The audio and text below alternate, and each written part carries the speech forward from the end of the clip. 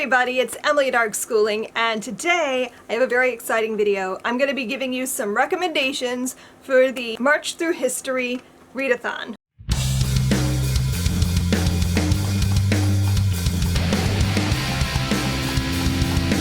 I have a lot of books next to me right now. After pulling all of this together, I immediately regretted this decision because this is going to take forever to put everything back. But I'm going to give you guys some recommendations. I'm going to try to keep this pretty quick. So for each of the prompts, I'm going to give you some suggested options. I'm not going to do a big, in-depth review or anything like that. Some of these I haven't read. In fact, quite a few of these I haven't read, so I'm not going to do a full review or anything like that. I'm just going to tell you the title, the author, and a brief synopsis. Not even a synopsis, this takes place in this particular period, whatever, so that we can get through this video in a relatively speedy manner. I should tell you about the Readathon. We are going to be hosting a Readathon, me and my daughter Sarah, March Through History, or we're going to be reading nothing but historical fiction for the whole month. It's going to be glorious. I'm so excited. Historical fiction is my favorite genre. I have a lot of great suggestions for you today for things that you can read in March along with us. Like I said, the Readathon is the full month of March, so March the 1st to March 31st. Let's get right into it. The first prompt is a book with a gown on the cover, and I feel like this is the easiest prompt to do because that is the thing in historical fiction, is to put a girl in a gown on a cover. Philippa Gregory's books have a gown on the cover. This is The Virgin's Lover by Philippa Gregory, which is about Elizabeth I. And then this is my favorite Philippa Gregory, and that is The Queen's Fool. This one is about Mary Tudor's court and about a girl who is Jewish and kind of trying to hide out, but is also ends up in Mary's court. Then I have The Scarlet Lion by Elizabeth Chadwick, and this one is a part of a series about William Marshall, one of the most famous knights, and this, I believe, also fits medieval. Just so you can see the range, those were all pretty much the same style, girl in a gown on the cover, but something like this would also count because the silhouette is a girl in a gown. So this is The Fair Fight by Anna Freeman, which takes place in Victorian London and is billed as the girl version of Fight Club. And another one to show the range that you can use for that is this would also count as a gown on the cover. Even though those are just dresses, it counts. And this is The Good at Heart by Ursula Werner. This is World War II in Germany, and it follows a family whose, I believe the father in the family is a high-ranking official in Hitler's regime, and they're kind of learning what's really happening and who her husband and their father is and what he's been doing and how much is he complicit and that sort of thing. It's a very good book. So there's a lot of range, and it's easy to find a book with a girl in a gown on the cover. The next prompt is historical fantasy, and for that I grabbed The Golem and the Jinni by Helene Wecker. This book is amazing. You've heard me rave about it. I won't go into it too much right now, but this takes place in New York at the turn of the century. And then we have The Bear and the Nightingale by Catherine Arden. This is a fairy tale retelling-ish kind of a story, and it takes place in Russia, but I'm not positive when. But I've heard that it's historical fantasy, so I'm gonna count it. And The 10,000 Doors of January by Alex E. Harrow. This is also historical fantasy. It's portal fiction, I think, because I believe it has to do with a weird house with lots of doors that she can go into other worlds through. And I think it also takes place, I don't know if it's in the 1800s or the early 1900s, but I'm very interested in this. This might be in my TBR. I don't know yet. I'm kind of working out my TBR as we do this video. And then I also have Enchantée by Guida Trellis, and this takes place in France during the reign of Louis XVI and Marie Antoinette. The next prompt is to get medieval and read something that is medieval. I have more options for this than I realized. For Get Medieval, we got a range of things. We have another book with a gown on the cover, so there's a lot of overlap here. This is Captive Queen by Alison Weir, and it's a novel about Eleanor of Aquitaine, and this takes place in the 1100s, I believe. Then I have The Passion of Delosa by Julie Berry. This is the 1200s, I believe, and it's something to do with a girl and her mother who are going to possibly be burned for heresy as witches. Yeah, it takes place in 1241, and it also has a map. I also have Hild by Nicola Griffith. This is also a book I really want to get to. And this one takes place in 7th century Britain. Then, if you want to try something a little bit different, you could do The Fall of Arthur by J.R.R. Tolkien, and this could also go into the fantasy pile as well, because King Arthur is sort of more fantasy legend than history, but it counts. Then I also have The Winter King by Bernard Cornwell. This is the first book in the trilogy he wrote about the Arthurian legends. So again, this could also be historical fantasy. And I have Pillars of the Earth by Ken Follett. This is an enormous book. You probably won't pick it. I know I gravitate towards shorter books during a readathon so that I feel more successful, but you know, if you tackled a behemoth like this, you would still be successful in the readathon. So this is about the building of a cathedral in the 1100s, I believe. So this is one of my favorite books because it's so intricate. There's so many different characters and so many things going on, and villains that you just like are desperate to see get their comeuppance. It's great. So I highly recommend, even though I know it's ginormous and most people will probably not pick up a book that large for a readathon. The next prompt is to read about a period or event that you've never read about before.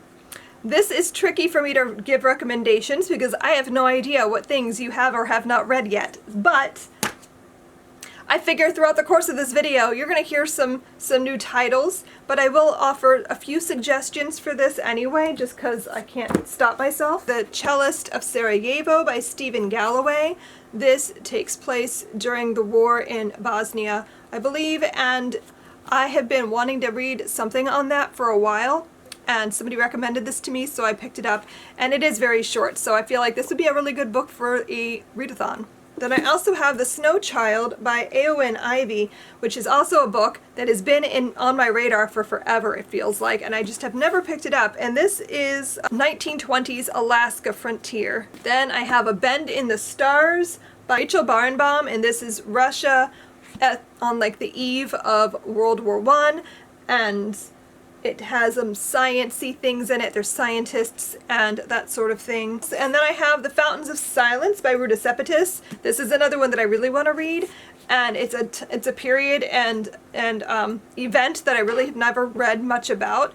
This is the aftermath, I believe, of the Spanish Civil War, and so it takes place in like 1950s. Yeah, 1957 Madrid. So place and time that I have not read anything about, so this is at the top of my list for that prompt. So now let's move on to middle grade. Middle grade historical fiction is just one of my favorite things. Basically, this entire shelf behind me, as well as the one over here, is all middle grade and young adult historical fiction. I've got The Golden Bull by Marjorie Cowley. This is my youngest, one of her favorite books. And this takes place in Mesopotamia, so that could also be non-European, or it can be a time period or place you haven't read much about. This would work for that, and it follows a brother and a sister and their lives in ancient Mesopotamia. A book I've been dying to read is A Night Divided by Jennifer A. Nielsen. This takes place in Berlin. This is when the Berlin Wall goes up. This is a book that I've just been really wanting to read because it's a topic in middle grade that I haven't seen before. I also have Countdown by Deborah Wiles. This takes place in the 1960s in America, so I've been very interested to pick this up and see if I like it. I think it sounds fun, and it has lots of pictures and things in it as well. Like as you flip through, there's lots of things like that, so I feel like this would be a very fast read because of that. And then I have Cloud and Wallfish by Anne Nesbitt. This is a book I literally, like, it caught my eye in a bookstore because the cover is just so interesting to look at, but also the title is so weird, and I was just interested in looking at what it was for that. But when I saw that this takes place in East Germany during the same time as A Night Divided and yeah, I just really wanted to read this. It's about a boy from America who goes to visit his family, I believe, behind the Iron Curtain. I don't know how I'm going to narrow down my TBR. As I'm doing this video, I'm like, I'm going to read this, and I'm also going to read this, and I'm going to read everything. How? How would I do that? So somehow I'm going to narrow this down. But man, I want to read all the things. So now let's move on to historical romance. This one, I was nervous. I would not be able to find any books to show you because I knew I had a book for this challenge that I've been like, I'm going to read it for the Readathon. So this is like the only one that I know for sure I'm going to read in March. And that is Bringing Down the Duke by Evie Dunmore. Like the minute I decided we were doing this Readathon, I was like, I'm doing this Readathon specifically so I can make myself read this. Because this is one of those books that I'm pretty sure I'll like, but because it's a genre that I don't normally read a lot, I keep pushing it off my TBR. But I really want to read this. This is historical romance, like I said, but it takes place in Victorian London, and honestly, I will read damn near anything if it takes place in Victorian London. Like, you give me Victorian London, and I'm there. I'm ready. So, I really want this to be good because of that. And because the cover's so stinking cute. Another option I have is Alex and Eliza, a love story. This is also young adult, and I don't know. I keep saying I'm going to read this, but I'm kind of afraid I'm not going to like it, because I've had other books like this not work for me. So I really want there to be a good Hamilton and Eliza story. There must be. So I'm hoping it's this. But that counts as romance. And then, of course, I realized as I was trying to find books for this that I've already read a book that could be considered historical romance and loved it. And so I have to tell you to pick up Lovely War. This also counts as historical fantasy because it has elements of mythology mixed in, and it's also young adult. So that's 3 challenges done right there with this one book. It's a beautiful story. I cannot tell you how much I love this because it's just, I raved about it incessantly. I feel like at the end of last year. You can go back and I'll link videos and stuff, but I loved this book so much. This is World War I, mythology, and romance all wrapped up into one beautiful, beautiful story. So let's move on to young adult. I've already listed some titles. Like I said, Lovely War is young adult, Alex and Eliza is young adult, Passion of Delosa is young adult, Enchante is young adult. So I've given you a lot of options already, but as if that was not enough, I have The Bad Queen by Carolyn Meyer. This is one of her Young Royals books that I have not read. All of the Young Royals series is amazing. Also counts as a girl with a gown on the cover because that's Marie Antoinette there. That's what this is about. Then I have These Shallow Graves by Jennifer Donnelly. This counts for girl with a gown on the cover as well, and it's young adult. And it's also a mystery, so it would work for that category as well. This takes place turn of the century, New York City. I have Betsy and the Emperor. This is by Staten Rabin. I don't know if I'm saying that right. And this is about Napoleon after his exile. I have The Librarian of Auschwitz by Antonio Iturbe, one of my absolute favorite books. This is World War II, Holocaust. I can't really call it fiction, even though technically it is historical fiction, but it's also like true story, so it's sort of a biography, but also it weaves in all sorts of other people, like Anne Frank shows up in the story, and it's just one of my all-time favorite World War II Holocaust novels. And then I also have Salt to the Sea by Readathon. This is 1945, so I believe it's still World War II, but I don't know what specifically. Then I have LGBTQ representation. For that, I grabbed The Seven Husbands of Evelyn Hugo by Taylor Jenkins Reid. This is the book club pick for the month of March. So if you read this, that counts towards LGBTQ plus rep, but it also is a book with a gown on the cover. So that counts for both of those challenges. And technically, I think you could consider this romance since it does have some romance in it, even though I don't think that's like what the story is focused on specifically. But I'm gonna say it counts for that. Then also I have Lies We Tell Ourselves by Robin Talley that takes place in the 1950s or 60s. I feel like it's 50s. During civil rights era in America, and it has a female-female relationship. And then anything by Sarah Waters would be LGBTQ plus rep, because all of her books feature female-female relationships, I believe. Then the next prompt is non-European. In my non-European historical fiction pile, I have The Song of the Jade Lily by Kirsty Manning, and this takes place in Shanghai and is during World War II. And I think it flips back and forth in time. Then I have Before We Were Free by Julia Alvarez, and this takes place in the Dominican Republic in the 1960s. I have Buried Beneath the Baobab Tree by Adabi Trisha Wabani. Oh, I know I'm saying that wrong. I just butchered that name. I'm so sorry. So this takes place, this is still fairly recent, but I'm going to say this counts as historical fiction because it's in the recent past. And this is about the girls who were captured by Boko Haram in Nigeria. Then I have The Red Pencil by Andrea Davis Pinkney, and this would also count as middle grade. This takes place in Sudan, and it's about the refugees in Sudan. And then I have In the Shadow of the Banyan by Vetty Ratner, and this takes place in Cambodia during the reign of Khmer Rouge, and I've just been dying to pick this up as well because that is also a time period that I have not read that much about. Then the next category is books with maps and family trees or lines of succession.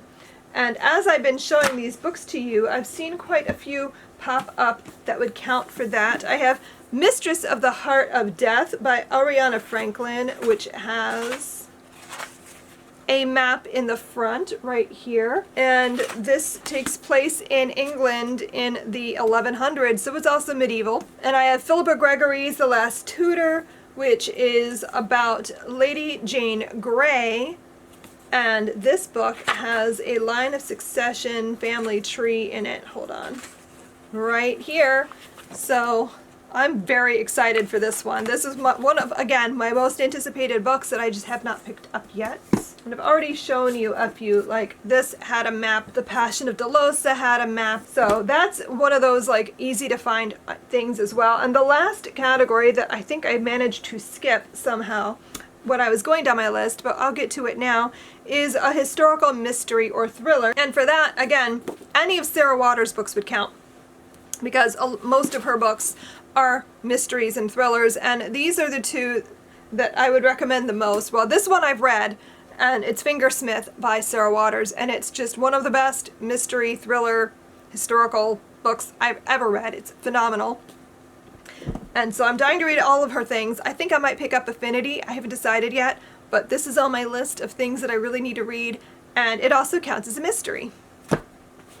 I have License to Quill by Jacopo della Quercia, which I literally bought this ages ago based on the title because that is just hilarious. But it's also about Shakespeare and Christopher Marlowe, and they're solving mysteries. And I think this has also something to do with Guy Fawkes. And an army of witches. What the heck? I don't know what this is. But every time I look at it, it makes me smile. So I should probably read it. I hope it's good. My last recommendation for historical mysteries and thrillers is one I literally just bought because I've been wanting to pick it up. And that is Above the Bay of Angels by Rhys Bowen. This just popped up on my radar the last few days. And I was like, I need that. This is Victorian England. Again, that's like one of my go-tos. And it's about a woman who becomes a servant in the house of Queen Victoria and becomes entwined in some sort of a plot or something. There's a mystery. I don't really know much more than that about it. Honestly, I was on board the minute I knew it was Victorian England and it was in the court of Queen Victoria, but also like the upstairs downstairs thing. That is one of my things that I enjoy reading and watching, so I'm very excited to pick that up. I've given you a lot of recommendations. I'm hoping that I can now pick my TBR based on this, but I'm very excited for the Readathon. I hope you guys are excited too. I hope I helped you out today with some ideas. I hope you guys also put up your TBRs and either on Instagram or on YouTube or whatever. Spread the word, talk about the Readathon. I can't wait to see what everyone's going to be reading. I'm very excited. Thanks so much for watching, and I will see you guys in my next video. Happy reading. Bye.